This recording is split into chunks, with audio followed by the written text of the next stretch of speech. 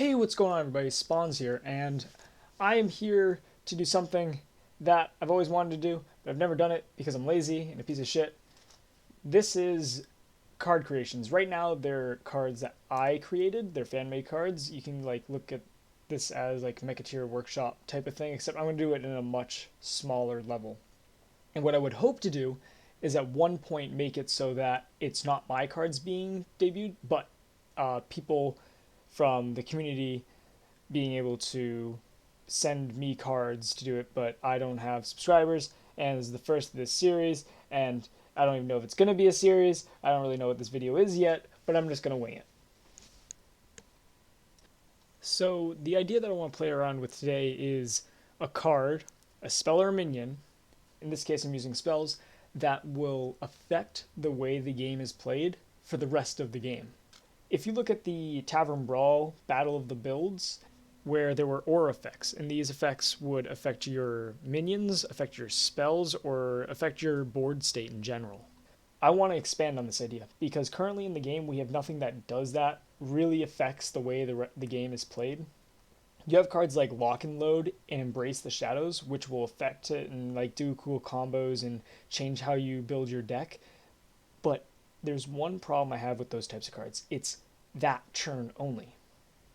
The first card I wanted to show off is the Mage card, Frostbitten Barrier. Whenever you cast a spell, gain 3 armor. This is very straightforward. This is an exact replica of the choice that you had from Battle of the Builds, the spell bonus. And this is just a basic one to kind of show off what I'm talking about. So you pay 4 mana, and it's an investment that you will then use later in the game. It'll affect all your spells. Your opponent has to play differently. Your deck is built around a card like this. Just to get this out here, this is the first one, just to kind of let you know what I'm getting at.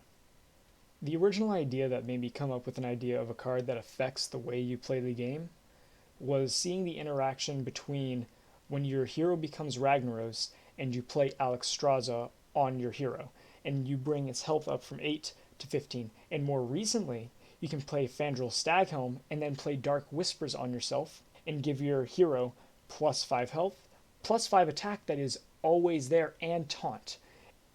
I love the idea of changing health, and that's why I gave Warriors my favorite card that I've made. It is Last Stand. Give your hero plus 10 health. It is very interactive with many of the cards in the game.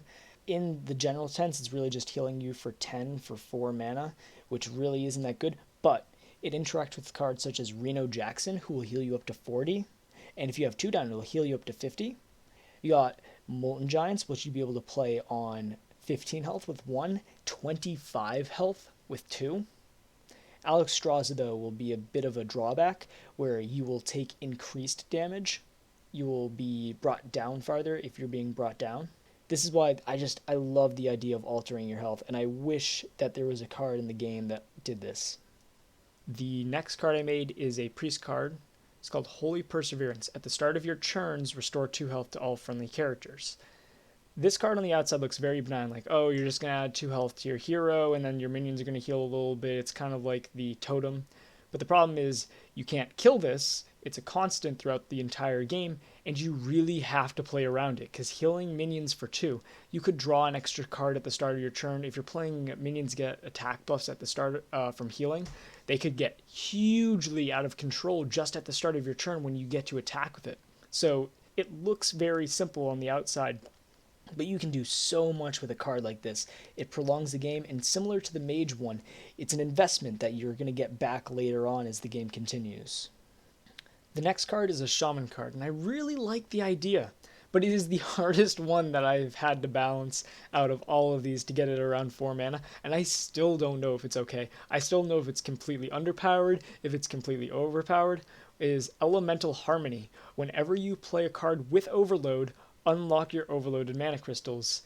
I originally had it so that it would proc after, not before, because whenever means that it'll unlock your mana crystals and then you play the card and then you get overloaded again.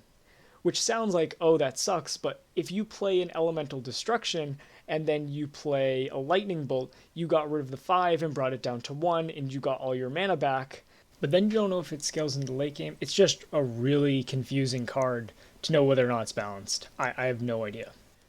The last card, I wasn't sure what to do exactly, so I'm going to let you guys decide in the comment section which one I should choose. It is Nature's Safeguard. Your beast minions have +1 health and taunt.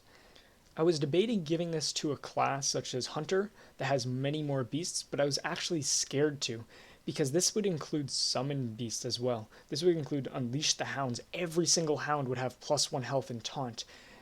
Any minion that's summoned via Death Rattle, including the Savannah Highmane, which would be a 6/6 with taunt, Death Rattle, summon 2 3s with taunt. It would be out of control, and that's why I decided Druid and not. And I really am debating whether or not I would do that, because it'd just be so overpowered. But I'm going to put it on Druids for now. We can make that decision later. This is one of the ones I think more obviously changes the way the game is played, because every single beast that you play, which I'm assuming you're going to play a lot of beasts if you play this in your deck, they're going to be really hard to get through. Your opponent's going to have to spend a lot to get through these beasts. And if it's a minion-based game, I think you would just completely outrun them. But once again, this card usually will do nothing the turn you play it. So I just like the idea of an investment, and it will change the way the game is played. Your opponent has to play differently because they know that you're going to have a taunt almost no matter what. The other version of Nature's Safeguard is going to be give your hero 3 attack and taunt. This is obviously inspired from the Fandral Staghelm and Dark Wispers combo that is currently a bug in the game. This makes it so that your opponent is really screwed up in his game plan. He cannot attack your minions, and your hero has +3 attack, meaning if he attacks into your face during his turn, his minions will take damage. If he's using a weapon, he hits you in the face with it, he takes damage. It has a very obvious impact on the board, and I like it, but okay, in the comments down below, you guys choose which one is better, and if you guys have any other cool ideas for the classes that I was talking about, or for classes that I didn't talk about, please leave a comment down below, leave me a link to a card that you think would be so cool for me to cover, and I will try to do my best to get out more videos, because I gotta do something, right? Okay, thanks for watching, everybody. I'll see you next time.